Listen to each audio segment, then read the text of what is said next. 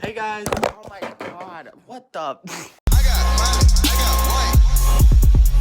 I got Miley, I got white. Okay, so that's just gonna be my intro because I've been trying to film one for like 20 minutes. So, that's the only good one that I can find. So, welcome back. I'm gonna be talking about my favorite shows that I'm gonna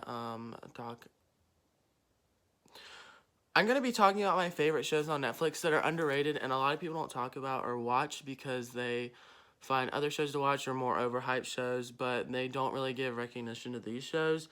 Or, yeah, so, I'm gonna be talking about that. So stay tuned. What? Ew, who says that? Okay, so. Oh my gosh. My phone is on 13%, so if it dies, oh well, I'm not doing this video again. Okay, so the first show I'm going to get into is Don't F With the Cats. And I'm going to be reading the synopsis real quick to, like, explain the plot. So, this series started with Deanna Thompson, a data analysis for a casino in Las Vegas, and John Green from Los Angeles. I'll explain this later. In 2010, a viral video called One Boy, Two Kittens was posted on Facebook. The viral video shows a man playing with two kittens before he puts them somewhere, and, Thompson and Green's, and he kills the kittens basically, and I'm not going to go into the details of it. You can watch the show to find out. It is very disturbing. Thompson and Green subsequently started a Facebook group to build evidence and find the perpetrator. The group worked together to examine the details of the video, including the objects in the room to help solve the mystery. So they go off of that stuff and find tons and tons of different other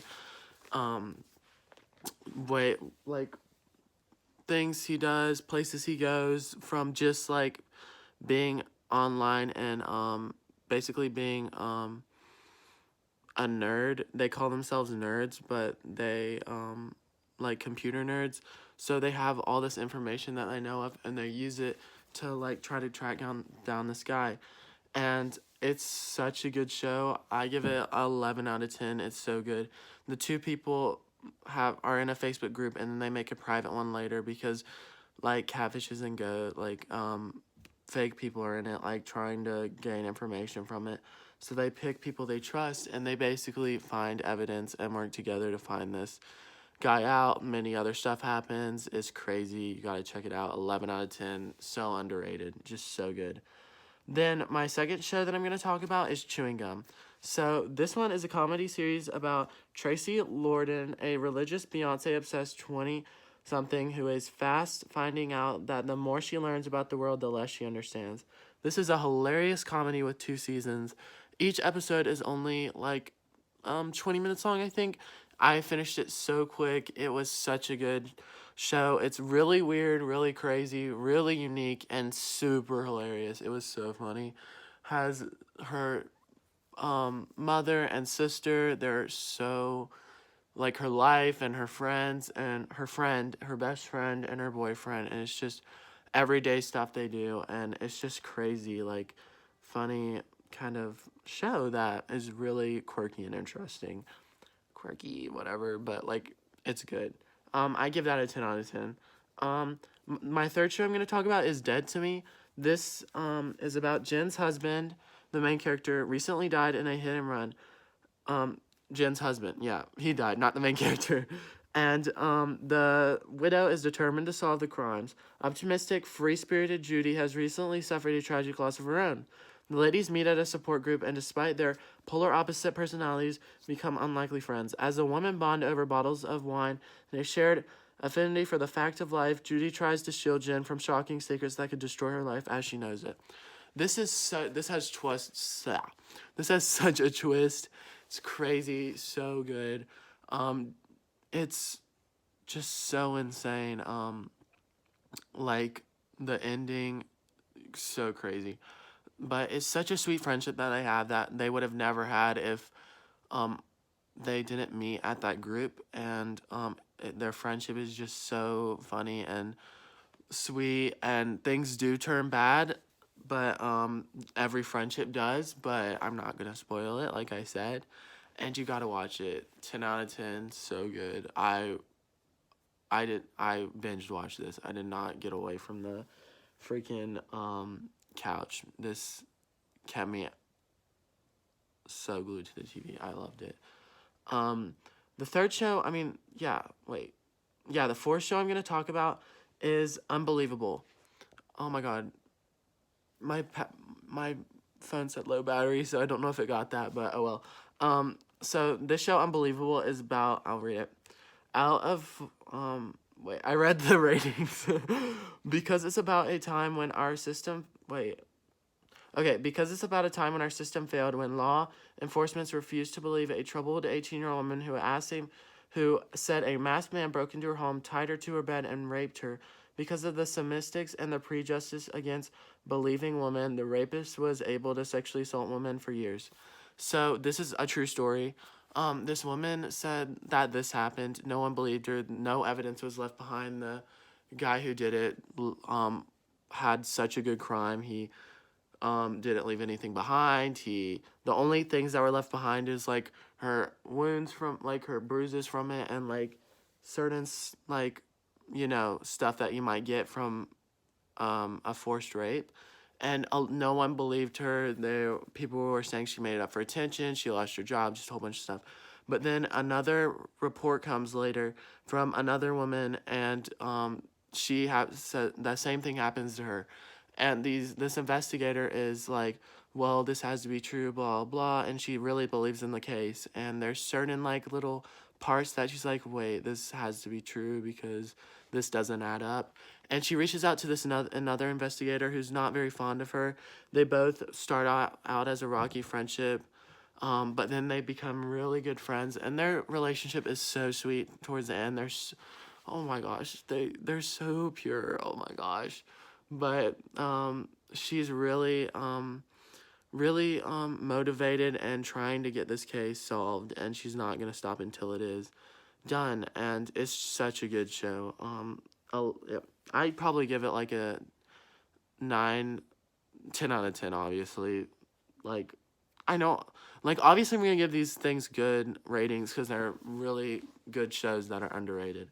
So yeah, that's on Unbelievable. And then the next show I'm going to be talking about is Trinkets. I haven't heard that many people talk about this show at all, and it had a lot more potential to like be really popular, but no one really got into it. So I'll explain it. Um Trinkets is based on a novel on the wait, I don't need to read that. I keep reading stuff I don't need to read. Okay. The plot for Trinkets reads, when three teenage girls from different corners of the high school cafeteria find themselves in the same mandated Shoplifters Anonymous meeting, an unlikely friendship forms. So these three girls know each other from high school. They don't interact, neither of them. And they meet each other in this group, and they start to become friends, and they do this thing where who can shoplift the most stuff, like being super immature and being teenagers. And they go on these wild things happen in their lives together. I connected really deeply with each character. Like it goes into depth really which how each character's life is, not only together but separately too. And it was a really good show. I give it like a 9.5 out of 10. It was really good. And I binged that too. Then the next show is What If.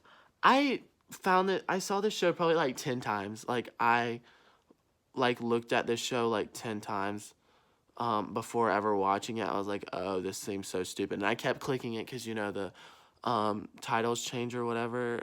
Not titles, the title picture or whatever, it changes. And I was like, ooh, a new show, blah blah, and it's the same thing.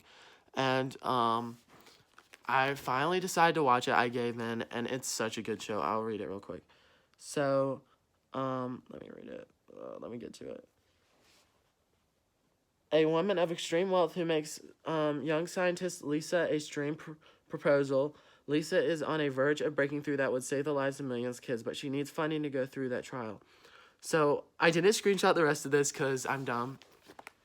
But basically, this woman uses her power and money to, like, get certain things from people, and she asks the woman that needs funding for a certain thing, and she's very like caught off guard by it. She doesn't want to do it, but she's like, you know what, I need this money, and she trusts the person that the lady wants to use, No, you don't. That wants to use. She trusts the person that is involved in that has to do what the lady wants them both to do. So it's crazy. It's really good, to be honest. It takes a while to get into though. Like I thought it was really weird at the beginning, but honestly I got into it. Some of you might not get into it and might not like it, but I honestly really liked it. And yeah, that's that. And I give that like a 9.2 out of 10. It was pretty good. Then there's The Society. I think a lot of people heard of this, but don't really watch it. I watched it about 2 different times. I watched it 10 minutes through the first episode and was like, no. And then I watched it 30 minutes through the first episode and I was like, no. And then I finally watched it again and watched the whole thing. It takes a while to get into, but it's so good. You just gotta learn the characters and stuff like that. So this one is about Connecticut high school. These Connecticut high school students head off for oh my gosh, I can't read. Intended camping trip, but a storm forces them to return home. Upon their return, the teens realize that all the town's adults are gone in the modern take on Lord of the Files. Their newfound freedom is fun at first, but it quickly becomes dangerous. While they struggle to find out what happened to them and how they got into town back to normal, the teens must establish order and form alliances in order to survive. So this is basically like the adults go missing, and kids are trying to be mature about this. The group of kids are trying to be mature about it, set a system, a society, and a lot of people are rebelling because they're teenagers and don't want to listen to anything. And it's really good. Like, it's really interesting. I connected with a lot of these characters. I thought each had their own perks. A lot of parts made me mad, though. A lot of parts made me mad, and I was so mad at so many parts. That show really mad. I did not just say a lot of parts made me mad, though. A lot of parts made me mad, but I was so mad at so many parts. Bye. Messes you up, but I really enjoyed it. It was it kept me on the edge of my couch, and it was just really good. I give that a 9.3 or 2, out of 10. Just because it takes so long to get into, but there's only one season so far, but season 2 is coming out, and I can't wait. Oh my gosh. So whatever show now I'm talking about is I just exited out of it. Good Girls. I know a lot of people watch this. I think I mean I know a few people watch this, but it's still on Netflix and it's not really up there or like trending or anything. So I thought I would throw that in there too. So when sisters Beth and Annie and their best friend Ruby become fed up with playing by the rules and not getting the respect they deserve, they band together to take control of their lives by holding up a local grocery store. Beth, the perfect wife and mother, but her used car dealer dealing. Wait, these kind of have spoilers in it, so I'm just gonna say what what the show's about. So these 3 women who are friends and they each have way different lives are trying to get money, but they're like, we deserve this, blah blah. So they go and rob a grocery store, and they don't expect to get so much money, but they get like lots and lots and lots of money. And it turns out that the grocery store was saving money with these bad people or whatever, and the bad people tracked them down. And the black lady, I don't know their names, I forgot. The black lady, she needs it because her daughter's sick and she needs medicine, and she really needs it for her kids. The other lady needs it because the orange haired lady needs it because her husband's business is not doing well and she's a stay-at-home mom and needs it for the house payment and stuff like that. And then the other girl with blonde hair needs it because she's a single mom and she doesn't have that much money and they need it to basically survive or whatever. And they all split the money and all that, and they get into this really the people soon find out and they get into this bad business with them, but their friendships are so cute. It's super funny. There's some deep, scary parts. Not scary, you know what I mean? Shocking parts. And it's really good. I give it a 9.5 out of 10. I haven't watched season 3 yet because I haven't had time, but it's really good. Then there's let me get it real quick. The Good Place. I don't hear that many people talking about this show. It's about Eleanor Shellstrop. Sorry, I can't pronounce stuff. Eleanor finds herself in the afterlife. She both she but sorry. Why am I like reading how you read in like English when you randomly get called on? Oh my gosh. She's both relieved and surprised, but that she made it into the good place, but it doesn't take long for Eleanor to realize that there's been a mistake. She hides in plain sight from the good place architect Michael, who basically created it and was the founder of the good place. Um, all unknowing assistants Janet, who her seemingly perfect neighbors Tahani and Jason, an openly hearted soulmate Shahidi, help her realize that it's never too late to change. With the help of some new friends and a few enemies, Eleanor becomes determined to shed her old ways of life in hope of discovering a new one in the afterlife. So she's basically gets replaced with this other lady that was supposed to come to the afterlife, and she realizes that she didn't deserve it and all that, and she's trying to change how she's been, but there's a major twist, and oh my gosh, a major twist, and it's just crazy. Like, it's really shocking, and it I was I was so, oh my gosh. But it's just burnt to my mouth. But it's super good, honestly. My friend recommended it to me and I just watched all of it. It was so good. Okay, never rated it, so I would give it a good place. Probably 9.2 out of 10. Yeah. Now I'm gonna go into The Politician. I kind of have mixed feelings about this. It's just really interesting. It's not something I would really watch, but it's really interesting. So this is about wealthy high school student Peyton Hobart has known since he was 7 years old that he is going to be the president of the United States. The first step towards that goal is to become his school student body president. To do that, he will have to navigate the treacherous political landscapes of St. Sebastian High School. Hobart feels like he needs to win the election to secure a spot at Harvard and continue on his projected path to success. To achieve his goals, he'll have to outsmart his ruthless classmates while sacrificing his own morality, and most importantly, carefully crafted public image. So this show's really insane. It's like super crazy, and the characters, like, there's so much that goes into these characters, and like I honestly don't know how to explain it. It's just so overwhelming. Like, it's so good. You gotta watch it to get into it. He basically has this friend group. They're basically his like followers, I guess, but they're all friends, and they basically help him try to get student body so he can go into Harvard and stuff. But this other girl is trying to also be that, and she really has no intention to. She just wants to, and a lot of other background stuff happens, and it's really good. You just gotta get into it. I forgot to rate it again, so I give that a 9 out of 10. Yeah. Then there's Crazy Ex-Girlfriend. I'm not gonna read the thing because I already know how it goes. Like, this show's easy to summarize. This is about basically Rebecca Bunch. She is in New York. She's not happy. She works as a lawyer, and she used to go to this camp for theater and stuff, and she's had a little thing with this guy named Josh Chan, and she sees him in New York, and he's just there doing something, I forget, like visiting or something, and then he's going back to his hometown, and I forget what it's called, West Covina, and he talks so greatly about it, how happy he's there.